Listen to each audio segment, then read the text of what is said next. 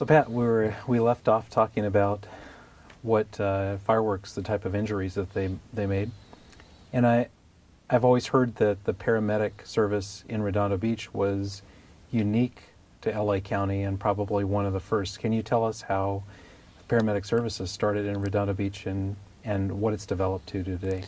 Okay, sure. As I said, when I started with the fire department in 1970, we didn't have a paramedic service. We had rescue units. We had what they called the Coke truck, which looked like an old Coke truck that we ran rescues out of Station 1, and an engine at Station 2, Engine 4. And they ran rescues, and so when you're a new guy, that's the first thing you were assigned to is a rescue, and you'd been through a whole 4 days worth of first aid training, so you're really an expert. But in 1971, they passed the Wedgwood-Townsend Act, the state legislature, and they had a pilot program going with the LA County Fire Department where they initially started doing even before the Wedgwood-Townsend Act started, and they started training paramedics at Daniel Freedman Hospital in Inglewood, and they trained the first 6 paramedics on the West Coast. There's only a couple of pilot programs like that going on in the United States, and so they had 6 paramedics in LA County, and shortly thereafter they trained 6 paramedics in the city of Inglewood because the base station Daniel Freeman was in Inglewood.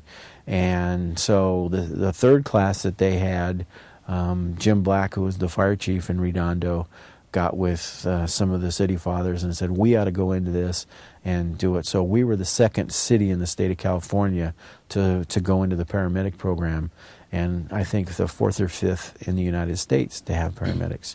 And it was under the blanket of the Wedgwood-Townsend Act, which gave the departments the authority to actually go out and practice medicine under the direction of a doctor via a radio frequency.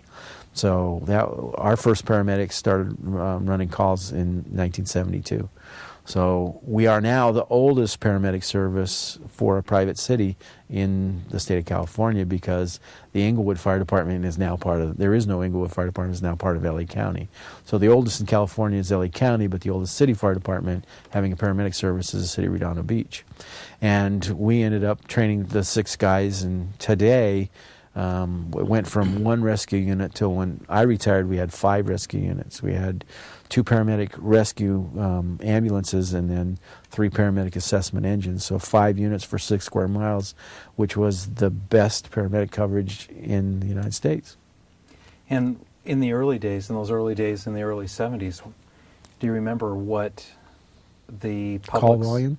Well, how did the public accept a paramedic in those first years? Well, luckily, because this whole concept was new, and because Jack Webb, who had done Dragnet, got in with this other guy named Senator, who they started the TV show Emergency to kind of capitalize on this whole brand new program that was, non-existent almost anywhere in the United States, and that opened the door for us because we came in right after they did the pilot for Emergency and started running the service. So when I came on the fire department in 1970, we did about 600 to 800 fire and miscellaneous calls and about 400 rescues a year. Today, the paramedic service is doing just under 4,000. So you can see it's gone just completely the other way, where we do a whole lot less fire and emergency calls than we do paramedic calls. Because the people found out through the TV show Emergency, before they would call an ambulance service or they'd just throw somebody in a car and haul them to the hospital. And what the paramedic service did was it brought that level of expertise directly to your door, and we would go and we'd stabilize the people in the field. Where before we'd go out and CPR was brand new. I mean, they just gone from the arm lift chest method of the old artificial resuscitation into CPR when I came on.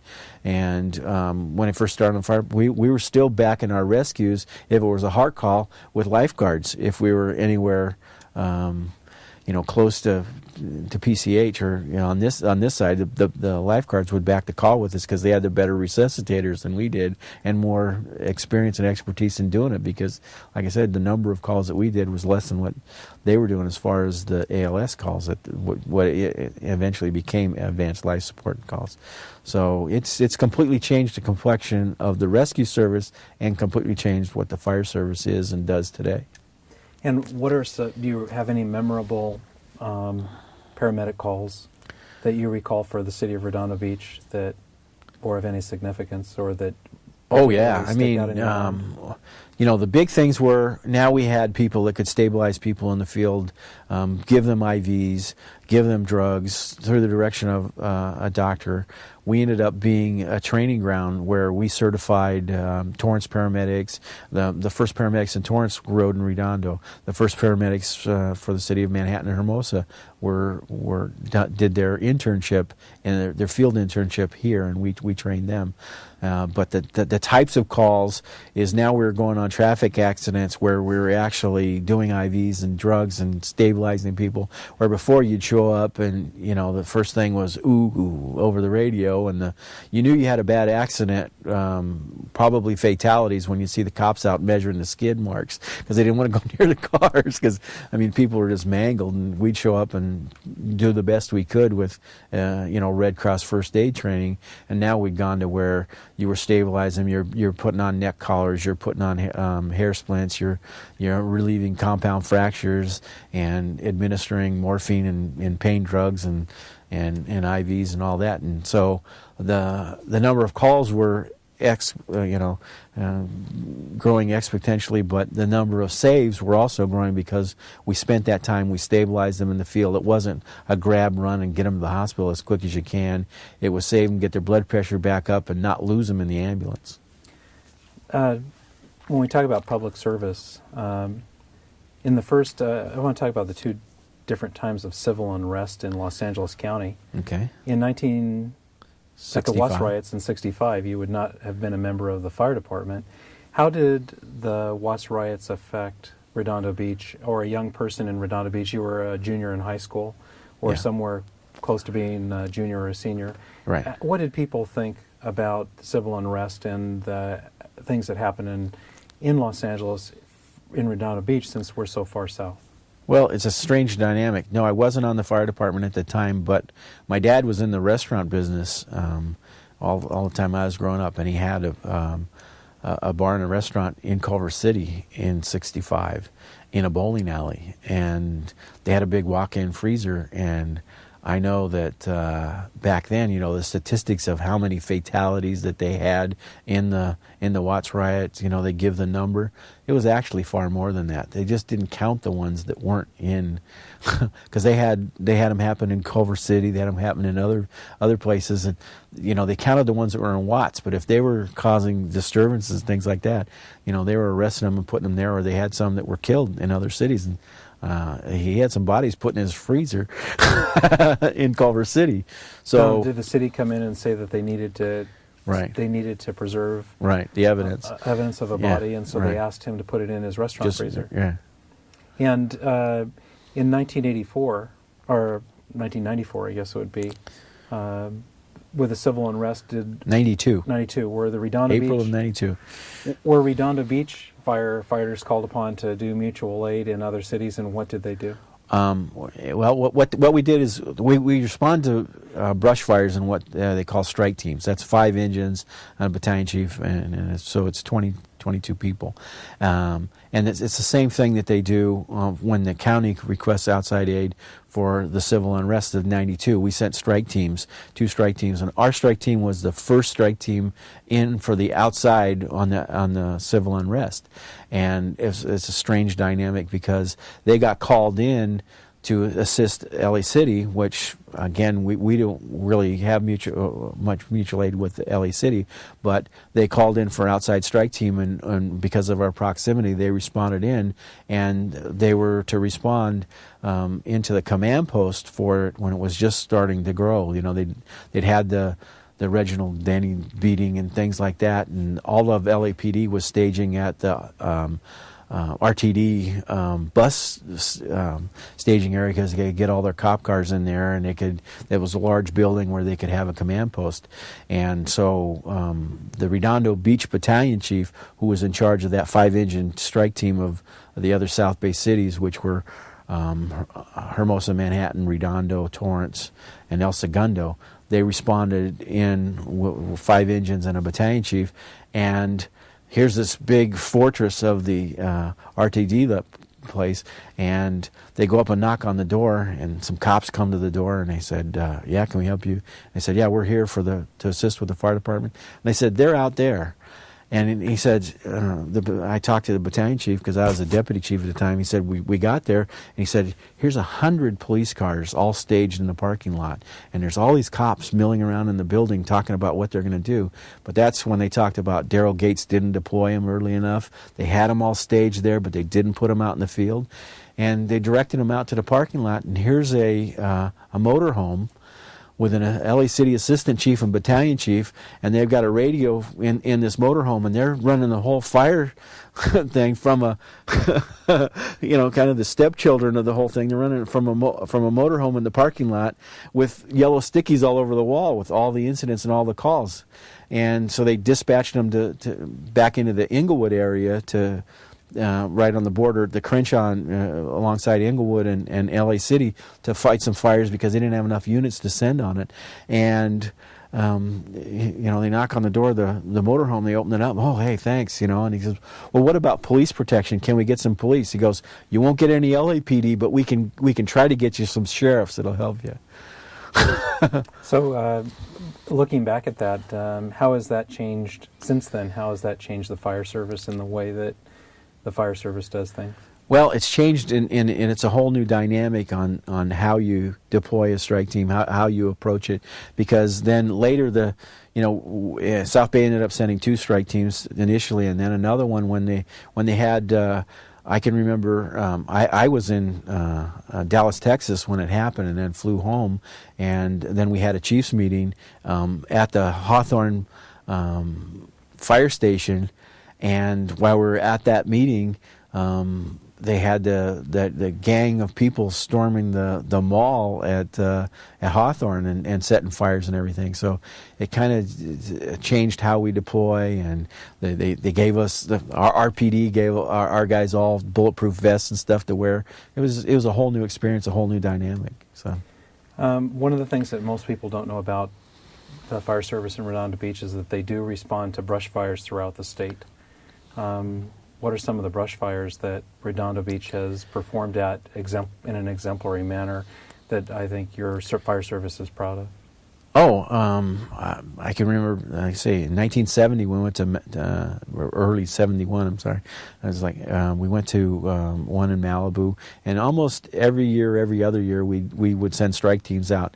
I've been on 11 strike teams myself, and I've been the incident commander or the strike team leader for South Bay strike teams on 6 of them. The biggest, most significant one that I can remember, where we were the first outside strike team into Malibu in 1993, and we responded in, and LA County, they'd had the fire start over on the 101 freeway and had burnt all the way over the hill to Pacific Coast Highway, and they'd set up a command post in the Pepperdine parking lot on the beach, and the fire had burned over the hill in like 3 hours, and they were just out and setting up the command post there to deploy units. So we got in there. It was like 1 o'clock in the afternoon on a Tuesday, and I can remember we were given an assignment to take this one street up above Malibu Pier, and it was all big $1 million mansions, and I took my strike team up onto that street, and I'd been on a number of strike teams, but it was the real dynamic for me is we pulled up. It's 1 o'clock in the afternoon. They're pointing out what they want us to protect. There were 22 homes on this street, and so we went over, and you can see the fire coming over the top of a hill here, and now there's a hole. It has to burn down the hill and up the hill. And you would think, okay, we're probably 30, 40 minutes from that even impinging upon us. and it was wind driven, and there was so much heat behind it that we started to set the units up and find hydrants, and luckily there was a water tank right there. We had a water source, and we deployed our units, and this thing came in less than 10 minutes. Burnt down the hill, burned up the other side. It burns uphill a lot faster than it burns downhill, but it kind of caused a convection in this whole canyon. It superheated the fuels, and it's burning. And we were protecting these houses on this street. Ranged from, the smallest one was about 9,000 to 10,000 square feet, and the largest one was 26,000 square feet. I mean, huge homes. And so we deployed on this one smaller home where it was on that forward edge of where the fire was coming. And I was in the house on the balcony watching the fire coming up the hill. And it came up the hill, and I looked at my watch. And from the time that the eaves started to give off smoke and started to go until the whole house was gone was less than 4 minutes. Here's a 10,000 square foot house gone. And we had to get out of that one and protect the other ones. We lost 2 houses on that street, but we saved 20. One thing about Redondo Beach is that we live in a very congested area. And if we look to the south at Palos Verdes, at the Palos Verdes Peninsula, there's a lot of fuel on the Palos Verdes Peninsula. Do you ever see that as being a threat to South Redondo and Hollywood Riviera? Not South Redondo, because there's too much distance. But I've been on 3 strike teams, 2 up to Palos Verdes. That one area around their city hall and their police department and all that, we had a big fire in there in 1972, and then it regrew, and we had another fire in there in the 80s.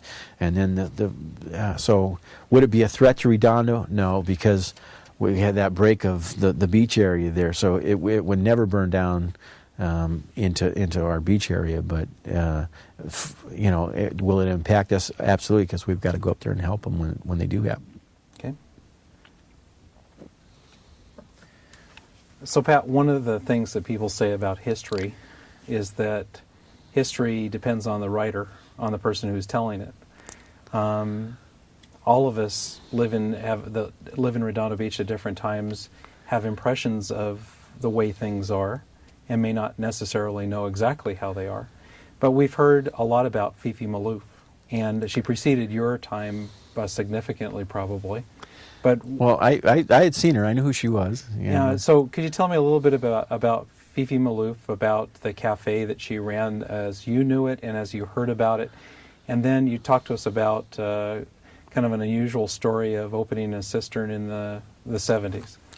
Well, what I knew of Fifi Malouf is, as I said, I used to see her on TV when they had the big storms, and she was always the one that was down there, and they'd be interviewing her as the waves came across Harbor Drive and washed out the buildings that were down there, because Fifi's Happy Hour Cafe was right across from where the Crown Plaza is now, in that parking lot. That would be the area that it was, and there was a lot of stories. It was the Happy Hour Cafe, and they served food, but they didn't serve booze. And if you wanted the liquor, you went upstairs and you got liquor and other things. It was a real sailor hangout during the war and after. But it was because of the entertainment that we were offered. And well, people talked about it being a house of ill repute. I've heard of that. I can't attest to it. Right. You said those we had talked about where the red car used to run, and that there were rails that were still buried under the street, and that they found some all down Harbor Drive, the red car rails were still there. I can remember as a city electrician, we had to dig up part of Harbor Drive, and the railroad tracks, the red car tracks were right underneath the street.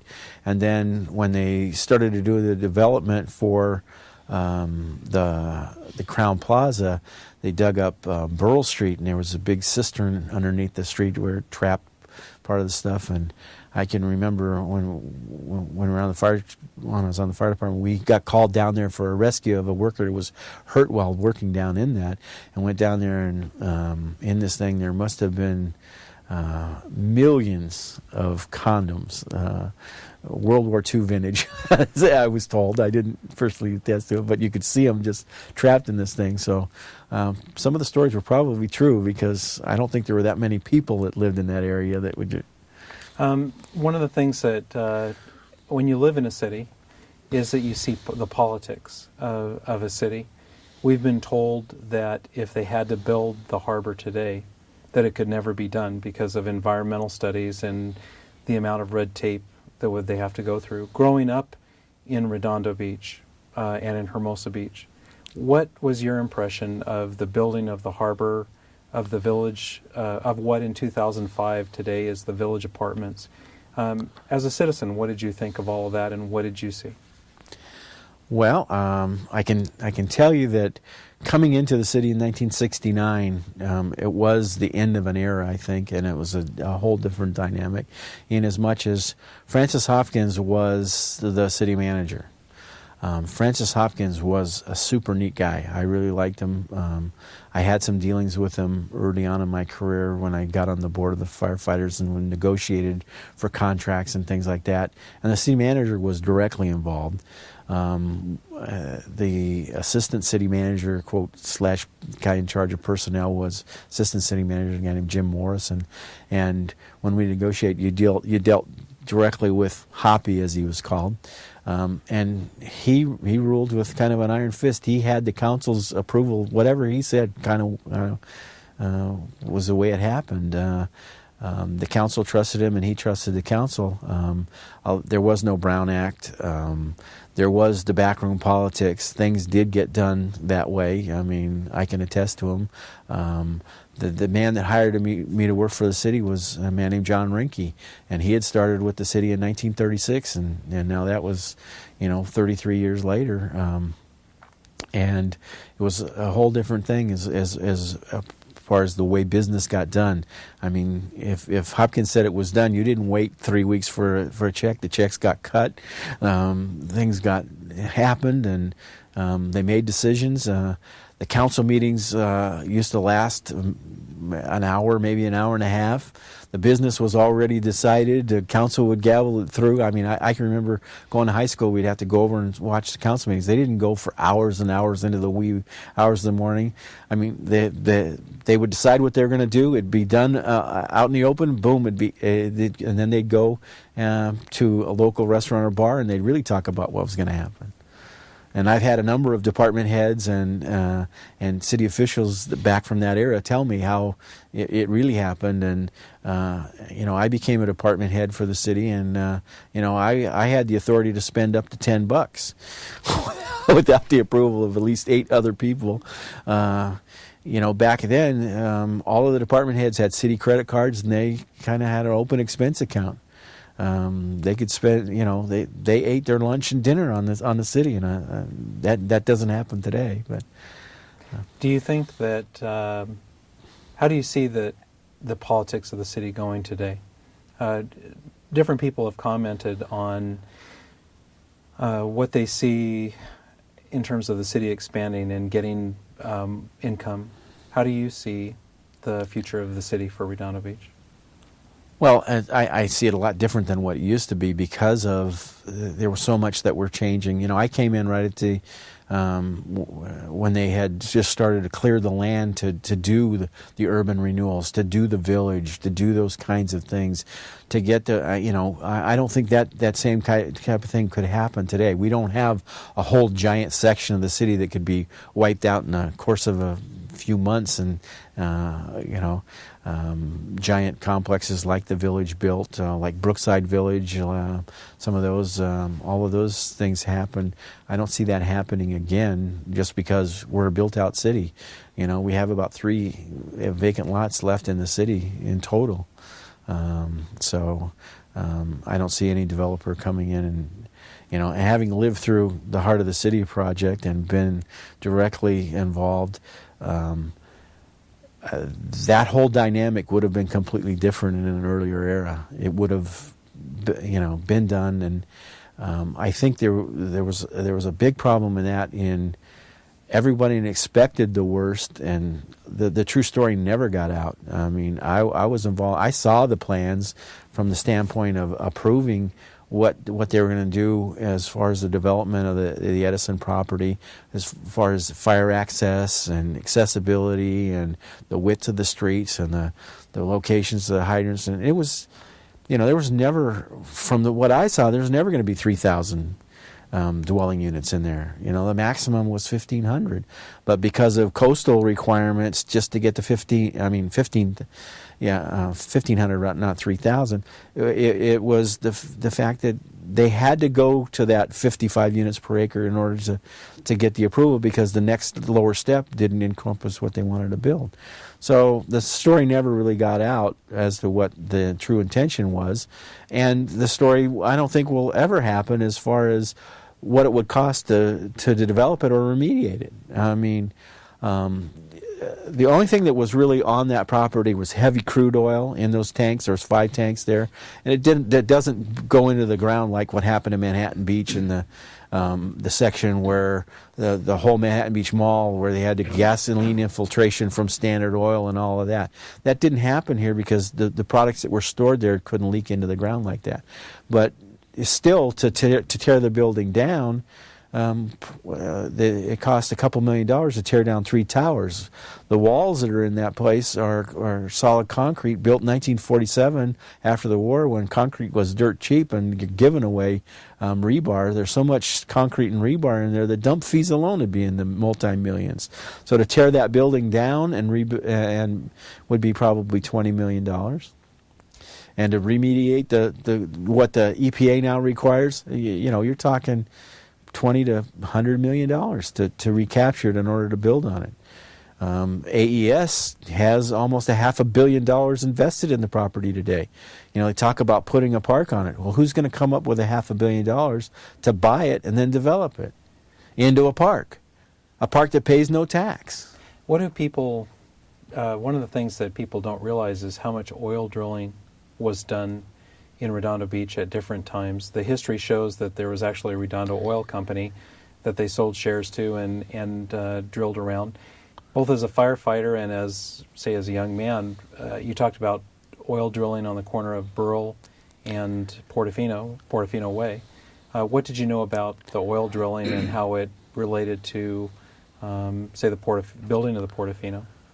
Well, the oil company was on the corner of what's now Portofino and Harbor Drive, and there was a giant derrick there, and they had slant drilling, and they drilled the wells and they slant drilled them out, and there's a kind of a thing there. I heard two different numbers. One was there 33 slant wells, and the other was 38. They also drilled on the top of 190th Hill up near where all the shrubbery is growing now. They had wells up on that hill. I can remember as a kid, there used to be the old horses that rocked back and forth where they were pumping the oil off of that hill.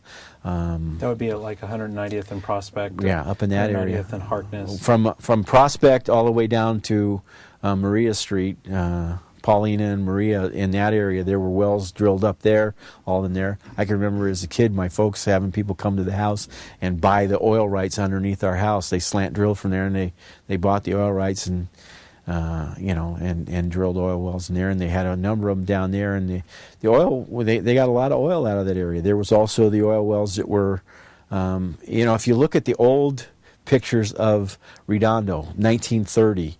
You go to Prospect, and there's nothing east of Prospect except derricks.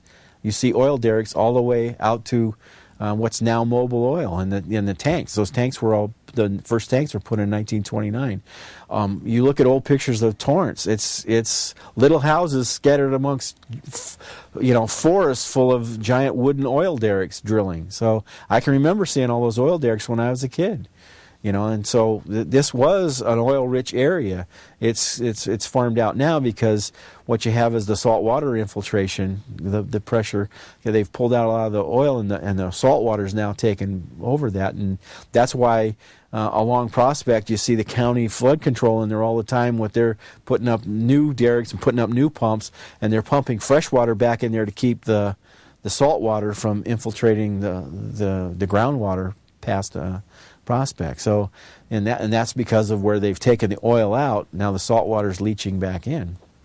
Do you think that you're old enough to feel or understand what the loss of a downtown area in Redondo Beach was like? Oh, If absolutely. you could comment on that. Absolutely, because I lived through it. You know, all the stores that were along Harbor Drive up to Torrance Boulevard, what was truly the downtown of Redondo.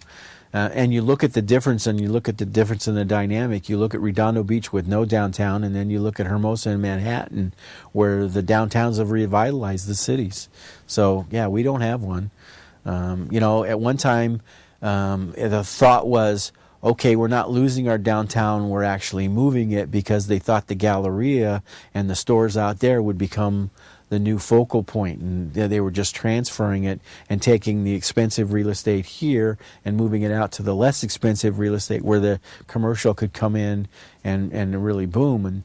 And that's where there was three real factions of the South Bay Galleria. They built it in 57, and it was a May Company store as the anchor, and then a grocery store, a Ralph store, and then a bunch of shops. Well, Del Amo came in a year and a half, 2 years later, and just took all the business they thought they were going to get.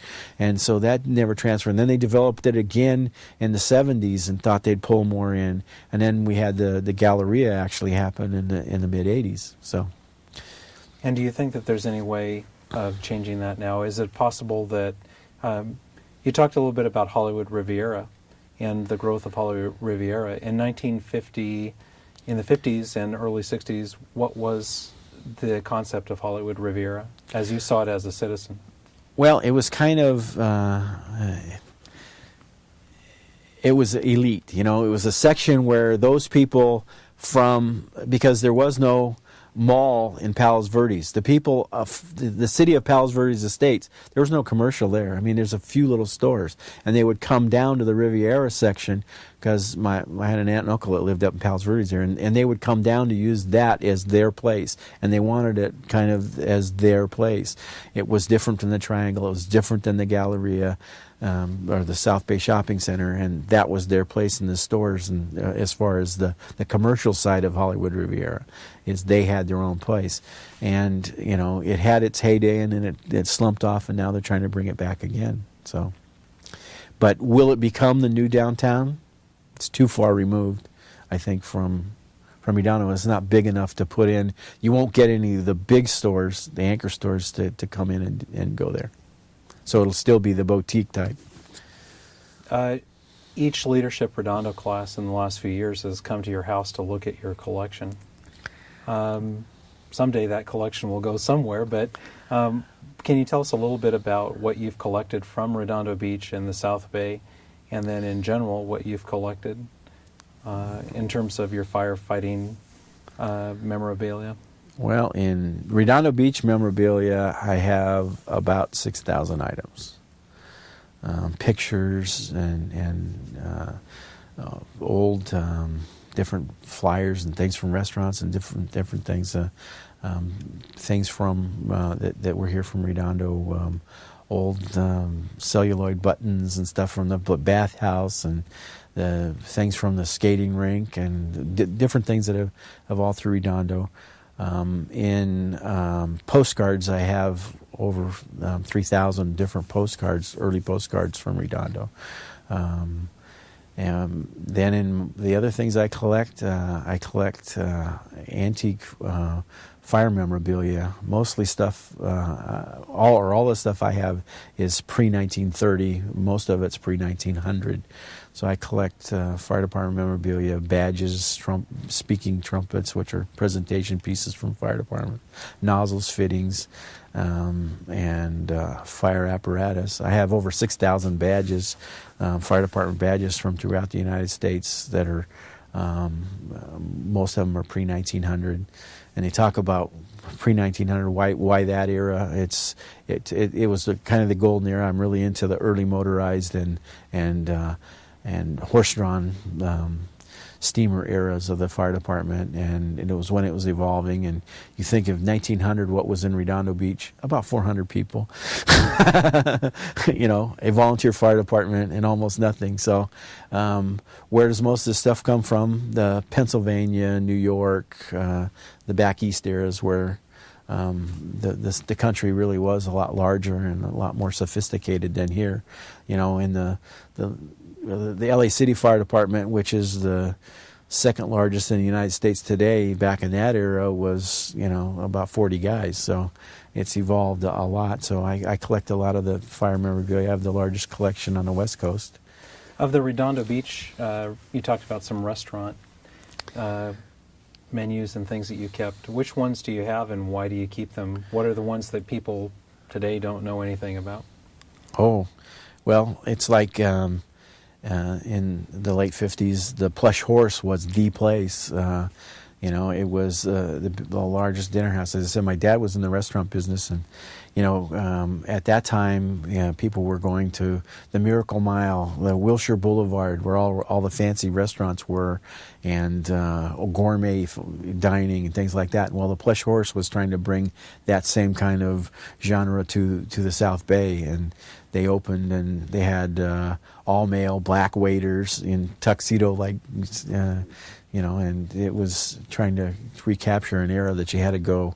While it was only 30 miles, it was a long way at that time to get that same type of thing. So I have things from the Plush Horse. I have things from the Pier, the early restaurants on the Pier, Seafood Hacienda and Paul's Restaurant. And now, did you ever go to the Seafood Hacienda? Was that before your time, or were you able to go there? The Tuckers were good friends of my dad, so we used to go there and eat all the time. So we haven't quite understood where the hacienda was. Where was that in relation to today's pier in 2005? Today, where the Torrance Circle is and the plaza and those restaurants were built out, Harbor Drive used to curve up, so it would be about where the Torrance Circle is. The restaurant sat there at the mouth of and it was actually on the street, El Paseo. And then next door was Moon's, and that was the entrance onto going onto the Mondstadt Pier. And then across from Moon's there was Paul's Seafood Restaurant, and there was a Sizzler restaurant where the parking structure is now, one of the early Sizzler restaurants. And Old Tony's has been there, for a long since the early 50s. And what was Moon's restaurant? Moon's was it was famous because it was hamburgers and hot dogs and kind of your Coney Island style stuff, and then quality seafood was out there on the pier a little farther, and you could actually, they had tanks full of lobsters and live lobsters and fish and everything, and there were a number of fish markets along the Mondstadt Pier, and then there was let's see, what were the other ones that are out there? There was I don't remember all the names. I have all the stuff, but I don't remember all the names.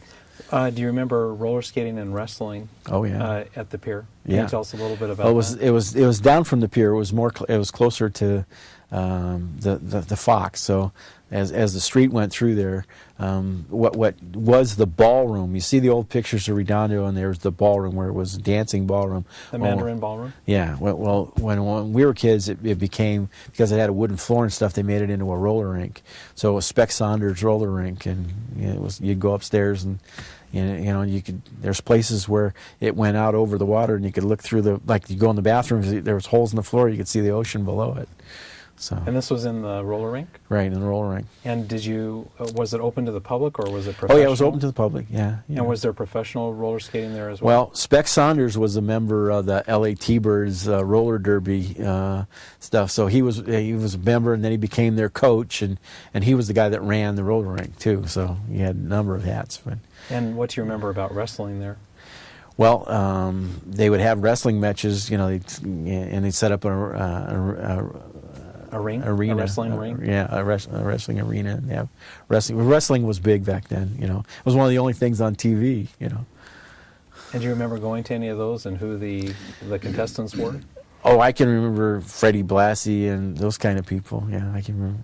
And do you remember what Freddie Blassie's signature Well, he was always the bad guy, but he was and blonde haired, and he always talked about he was the best looking guy.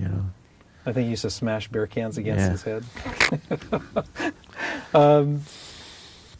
Is there anything else about Redondo that today someone would have no idea that that type of thing happened here in Redondo Beach? That from you growing up here in the 50s, that people were just not, today looking at Redondo Beach, they wouldn't think that...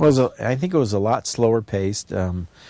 People seemed to know their neighbors a lot more. People knew each other more. That was one of the things when I became the fire chief and we were working with the Safer City program, and we were trying to establish the block parties to get people to know their neighbors. As I talked earlier, the whole dynamic changed. It used to be little tiny houses on huge lots with 8 to 10 people living in them, and now those same lots have at least 2 to 3 condos on them, and they're 2, maybe 3 people, husband and wife and a kid, and they don't even know the people that live in the other part of the building, Mm-hmm. And so that dynamic, it was a lot folksier.